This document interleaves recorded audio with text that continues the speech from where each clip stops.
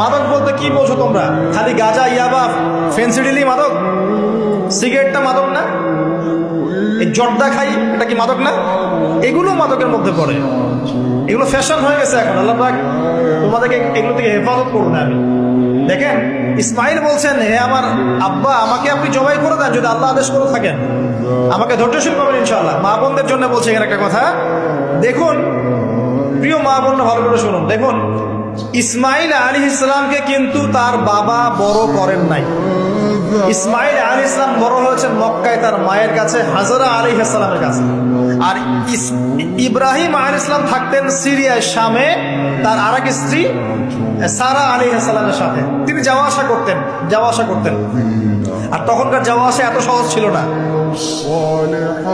তখন কোনো মোটর যান ছিল না।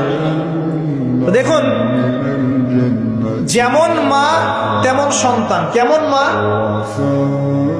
হাজরা আলাইহিস সালামকে বলা হচ্ছে